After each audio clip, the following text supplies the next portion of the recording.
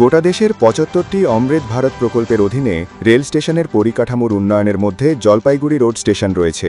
আজ এই নবনির্মিত রোড স্টেশনের ভার্চুয়ালি শুভ উদ্বোধন করেন দেশের প্রধানমন্ত্রী নরেন্দ্র মোদী।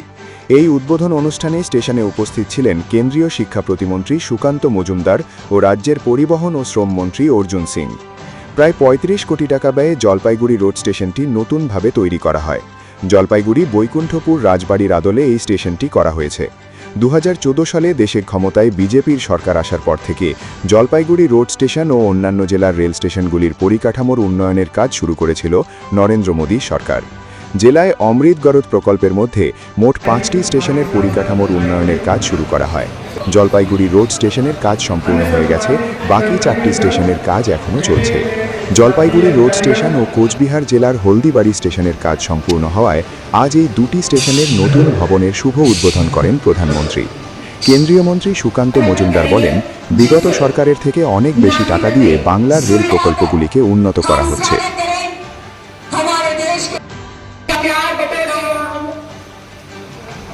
অত্যন্ত আনন্দের দিন। মাননীয় প্রধানমন্ত্রীর নেতৃত্বে আজকে গোটা ভারতবর্ষের ৭৫টি অমৃত ভারত স্টেশন শুভ উদ্বোধন হতে চলেছে। আজকে আমি জলপাইগুড়ি রোড স্টেশনে হবে এবং এটা আমাদের জন্য খুব সৌভাগ্যের বিষয়।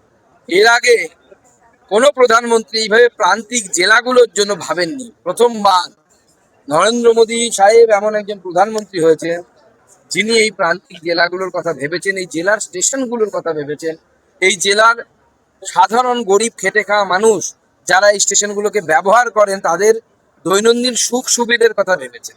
স্টেশনে এলে যে সুখ সুবিধাগুলো প্রয়োজন, সেজন্য মাননীয় প্রধানমন্ত্রীকে এবং মাননীয় রেলমন্ত্রী শ্রী অশ্বিনী বৈষ্ণব সাহেবকে আমাদের তরফ থেকে আমরা অনেক অনেক ধন্যবাদ জানাবো। বিশেষ করে পশ্চিমবঙ্গ যে আশীর্বাদ, সরকার হওয়ার আগেই পশ্চিমবঙ্গকে ১০০-র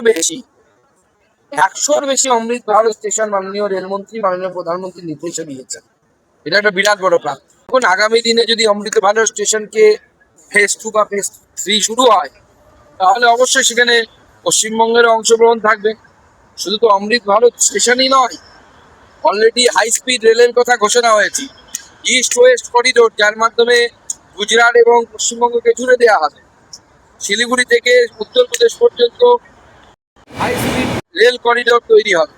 অর্থাৎ রেলওয়েকে নিয়ে আমার কেন্দ্র সরকার, এখন তো রাজ্য সরকারও অত্যন্ত সিরিয়াস, এবং সেই জন্য আমরা ইউপিএ আমলের তুলনায় আমাদের বাজেটকে ৩ গুণেরও বেশি বৃদ্ধি করেছি। আমি আমার ভাষণেই আপনাদেরকে উদাহরণ দিয়েছি। ২০০৯ থেকে ২০১৪ ওই সময় প্রতি বছর ৪,৩০০ কোটি টাকা করে পেতাম আমরা, সেটাকে নরেন্দ্র মোদীর নেতৃত্বে ২৬-২৭-এ ১৪,০০০ কোটিতে আমাদের সরকার নিয়ে গেছে।